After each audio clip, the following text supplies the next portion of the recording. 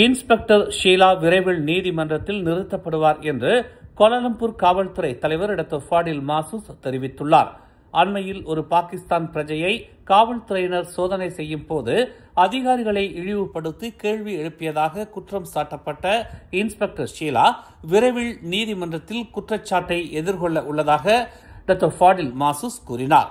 சோதனை அறிக்கை அரசு தரப்பு துணை வழக்கறிஞர் அலுவலகத்திற்கு அனுப்பப்பட்டு விட்டதாகவும் விசாரணை முடிந்ததாகவும் அவர் கூறினார். விரைவில் அவருக்கு எதிராக நீதிமன்றத்தில் குற்றச்சாட்டு பதிவு செய்யப்படும் என்று அவர் உறுதி அளித்தார். இதற்கு முந்தைய காலங்களில் அவருடைய ஒரு செயலுக்காக அவர் மீது நீதிமன்றத்தில் வழக்கு தொடரப்பட்டாலும் இது புதிய வழக்கு என்பதால் இது தொடர்பான விசாரணையை காவல்துறை மேற்கொண்டு வருவதாக டாக்டர் ஃபாடில் மாசூஸ் கூறினார்.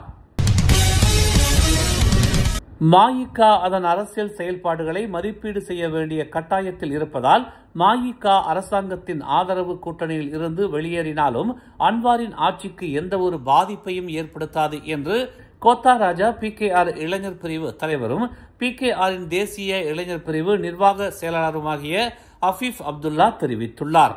மஇக எந்த கட்சி கூட்டணியுடன் இருக்கிறது என்பதை விடவும் மக்களின் குரலாக மஇக இயங்குகிறதா என்பதே இங்கே முக்கியம் என்று அவர் சுட்டிக்காட்டினார். மஇக பெரிகாத்தானுடன் இணைந்தால் அது பெரிகாத்தானுக்குத்தான் ஆபத்து என்றும் இதனால் பெரிகாத்தானில் இருக்கும் இந்திய கட்சிகளுக்கும் இந்திய ஆதரவாளர்களுக்கு மட்டுமே மஇகவின் பெரிகாத்தான் வருகை சிக்கலாக அமையும் என்றும் அஃபீஃப் அப்துல்லா கூறினார். குறை கூறும் பழக்கத்தை விட்டுவிட்டு மஇக அதன் அரசியல் எதிர்காலம் குறித்து சிந்திக்க வேண்டும் என்று அவர் வலியுறுத்தினார். பெரிகாத்தானில் இணைவதா இல்லையா என்பது குறித்து மஇக முடிவெடுக்க முழு உரிமையும் உள்ளது என்றாலும் அதன் அரசியல் எதிர்காலத்தை மஇக சிந்தித்து செயல்பட வேண்டும் என்று அஃபீஃப் அப்துல்லா கேட்டுக் கொண்டார். ஸ்லாங்கூரில் கடத்தல் சிகரெட்டுகளை விற்பனை செய்து வந்த கும்பலைச் சேர்ந்த 4 நேற்று இரவு காவல்துறையினரால் கைது செய்யப்பட்டனர். சுங்கைபுலோவில் உள்ள பொருள் கிடங்கில் மேற்கொள்ளப்பட்ட சோதனையில் வெளிநாட்டைச் சேர்ந்த 4 கடத்தல் சிகரெட்டுகளை லாரியில் ஏற்றிக் கொண்டிருக்கும் போது கைது செய்யப்பட்டதாக ஸ்லாங்கூர் மாநில காவல்துறை தலைவர் டாக்டர் சஜாலி ககார் தெரிவித்தார். அவர்களிடமிருந்து பல்வேறு வகையிலான சிகரெட்டுகளை அடங்கிய 8727 அட்டை பெட்டிகளும் ஒரு லாரி உட்பட 8 சொகுசு வாகனங்களும் பறிமுதல் செய்யப்பட்டதாக அவர் கூறினார். பறிமுதல் செய்யப்பட்ட கடத்தல் சிகரெட்டுகளின் மதிப்பு 6,39,470 ரிங்கிட் என்றும் வாகனங்களின் மதிப்பு 3,74,600 ரிங்கிட் என்றும் மொத்தமாக 10,14,070 ரிங்கிட் மதிப்பிலான பொருட்கள் காவல்துறை பறிமுதல் செய்திருப்பதாக டாக்டர் சஜாலி ககார் தெரிவித்தார். கைது செய்யப்பட்ட 4 வெளிநாட்டினர் என்பதால் அவர்களின் பின்னணியில் இருக்கும் கடத்தல் கும்பல் குறித்து காவல்துறை விசாரணை மேற்கொண்டு வருவதாக டாக்டர் சஜாலி ககார் கூறினார். கிளந்தானில் உள்ள தங்கச் சுரங்கங்களுக்கான உரிமைகள் கிளந்தான் வாழ் மக்களுக்கு மட்டுமே எனும் சட்டத்தை கிளந்தான் மாநில அரசு நடைமுறைக்கு கொண்டு வந்துள்ளதாக கிளந்தான் மாநில துணை முதலமைச்சர் டாக்டர் முகமது ஃபட்ஸ்லி ஹசன் தெரிவித்துள்ளார். வெளி மாநிலத்தவர்களிடம் இருந்த சுரங்க உரிமைகள் அனைத்தும் ரத்து செய்யப்படுவதாகவும் மேல் அதிகமாக அவர்களின் கொள்முதல்கள் தொடர்பாக விசாரணைகள் மேற்கொள்ளப்படும் என்றும் டாக்டர் முகமது ஃபட்ஸ்லி ஹசன் கூறினார். கிளந்தான் மாநில அரசாங்கத்திடம் 50 மில்லியன் ரிங்கிட் மதிப்பிலான தங்க கட்டிகள் கொண்டிருந்தாலும் கொள்முதல் செய்யப்பட்ட தங்கங்களை விடவும் இது மிகவும் குறைவானது என தெரிவிக்கப்பட்டுள்ளது.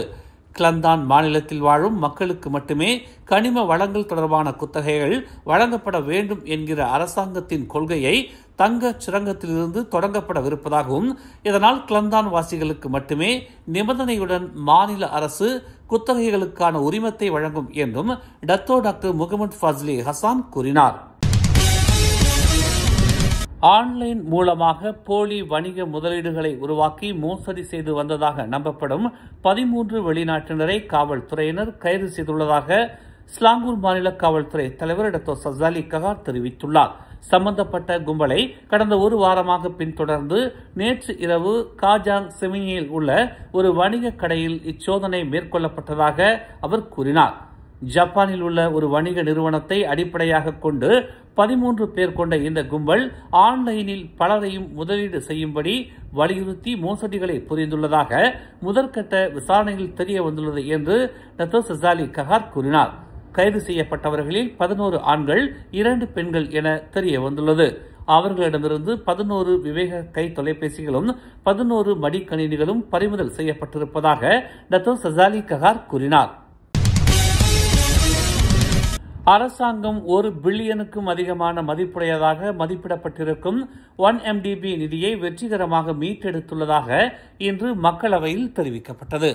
1MDB நிதியை குறிப்பாக வெளிநாடுகளில் இருந்து மீட்பதற்கான முயற்சிகள் தீவிரமாக தொடர்கின்றன என்று பிரதமர் டதஸ்ரீ அன்வார் இப்ராஹிம் தெரிவித்தார். மேலும் மீட்கப்பட்ட சரியான தொகையை தம்மால் மதிப்பிட முடியாது என்றும், ஆனால் அது முந்தைய மொத்த தொகையை விட 1 பில்லியனை தாண்டி உள்ளது என்றும் அவர் சுட்டிக்காட்டினார். இதை நிர்வகிக்க சுவிட்சர்லாந்து மற்றும் லண்டனில் ஒரு பிரத்யேக குழு உள்ளது என்றும், தேவைப்பட்டால் எழுத்துப்பூர்வமாக விரிவான தகவல்களை வழங்க முடியும் என்றும் அவர் இன்று மக்களவையில் பிரதமரின் கேள்வி நேரத்தின் போது தெரிவித்தார். நவம்பர் 13ஆம் தேதி தொடங்கி மார்ச் 2026 வரை தொடரும் என எதிர்பார்க்கப்படும் வடகிழக்கு பருவமழைக்கு முன்னதாக மலாக்கா மாநிலம் முழுவதும் மொத்தம் 106 இடங்கள் வெள்ளத்தால் பாதிக்கப்படக்கூடிய இடங்களாக அடையாளம் காணப்பட்டுள்ளது என்று மலாக்கா தீயணைப்பு மற்றும் மீட்புத்துறை தெரிவித்துள்ளது. நீர்ப்பாசனம் மற்றும் வடிகால் துறையின் கண்காணிப்பு தகவல்களின் அடிப்படையில் இந்த இடங்கள் அடையாளம் காணப்பட்டதாக துறையின் மாநில இயக்குநர் முகமது ஜைடி மாட் தெரிவித்தார். கனமழை, திடீர் வெள்ளம் அல்லது அதிக அலை காரணமாக மாநிலம் முழுவதும் மொத்தம் 106 பகுதிகள் வெள்ள அபாயத்தில் இருப்பதாக தெரிவிக்கப்பட்டுள்ளது. மலாக்கா தெங்காவில் 53 பகுதிகளும், அலோர் காஜாவில் 27 பகுதிகளும், ஜாசினில் 26 பகுதிகளும் இருப்பதாக முகமது ஜைடி கூறினார். நடவடிக்கைகளுக்காக சுமார் 450 சீருடை அணிந்த பணியாளர்கள் காத்திருப்பில் இருப்பதாக அவர் தெரிவித்தார். உயர்ந்து வரும் ஆற்று நீர்மட்டம் அல்லது வெள்ளப்பெருக்கு ஏற்படும் அறிகுறிகளை கண்டால் உடனடியாக அதிகாரிகளுக்கு தெரிவிக்குமாறு உள்ளூர் வாசிகளுக்கு அறிவுறுத்தப்பட்டுள்ளது. மலேசியாவின் நற்பெயரும் வலுவான ராஜதந்திரமும் மின்சார வாகனங்களுக்கான சர்வதேச சந்தையை நாடு எளிதாக பயன்படுத்திக் கொள்ள உதவி உள்ளதாக பிரதமர் டதஸ்ரீ அன்வார் இப்ராஹிம் தெரிவித்துள்ளார். எந்த ஒரு திடீர் வளர்ச்சியினாலும் அல்ல, மாறாக பல்வேறு துறைகளில் நமது அர்ப்பணிப்பு மற்றும் தயார் நிலை காரணமாக மலேசியா கவனத்தை ஈர்க்கும் ஒரு கட்டத்தை அடைந்துள்ளதாக அன்வார் கூறினார். ஸ்லாங்கூர் பரோடுவா சுங்கைச்சோவில் அதன் 55,500,000வது வாகனமான புரோடுவா பெசாவை நினைவு கூறும் வகையில் அவர் தனது முக்கிய உரையின் போது இதனை தெரிவித்தார். புரோடுவாவின் நம்பர் 1 மார்க்கெட்டிங் அதிகாரியாக தாம் இருப்பேன் என்று அவர் கூறினார். உலக தலைவர்களுடன் தொடர்பு கொள்ளும் தனது திறன் பெரும்பாலும் மலேசியாவிற்கு நேரடி நன்மைகளாக மாறும் என்று அவர் தெரிவித்தார். சில வாரங்களுக்குள் புரோடுவாவின் முதல் மின்சார வாகனத்தை அன்வார் அறிமுகப்படுத்துவார் என்று தெரிவிக்கப்பட்டுள்ளது. இதன் விலை 80,000 ரிங்கிட்டாக நிர்ணயிக்கப்பட்டுள்ளது. இருப்பினும் உள்ளூர் மின்சார வாகன உற்பத்திக்கு மலேசியா ஆதரவளிக்கும் என்று அன்வார் உறுதியளித்துள்ளார். இந்தியாவின் தலைநகரான புதுடெல்லி செங்கோட்டையில் நேற்று இரவு நிகழ்ந்த கார் குண்டுவெடிப்பு சம்பவம் துயரத்தையும் வருத்தத்தையும் ஏற்படுத்தி உள்ளதாக பிரதமர் டதஸ்ரீ அன்வார் இப்ராஹிம் தெரிவித்துள்ளார். இதற்கு தாம் தமது கண்டனத்தை பதிவு செய்துள்ளதாக அவர் குறிப்பிட்டுள்ளார். திட்டமிட்டு நடத்தப்பட்டிருக்கும் பயங்கரவாத தாக்குதலாக இதை தாம் கருதுவதாகவும், இந்த குண்டுவெடிப்பில் உயிரிழந்தவர்களுக்கும் காயமுற்றோருக்கும் அவரதும் குடும்பத்தினருக்கும் தமது வருத்தத்தை தெரிவிப்பதாகவும் அன்வார் குறிப்பிட்டுள்ளார்.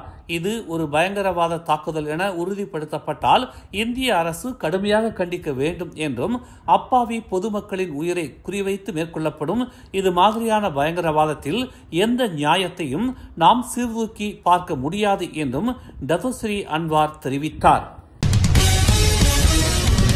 மேலும் செய்திகளை தெரிந்து கொள்ள தமிழ் மலர் இணையதளம், தமிழ் மலர் செயலி மற்றும் மலர் டிவி யூடியூப் சேனலை வலம் வாருங்கள். எங்களோடு இணைந்திருக்க மலர் டிவியை பதிவு செய்து கொள்ளுங்கள். உறவுகள் மகிழ்ந்திட விருப்பம் மற்றும் பகிர்வு சேவையை சொடுக்கிடுங்கள்.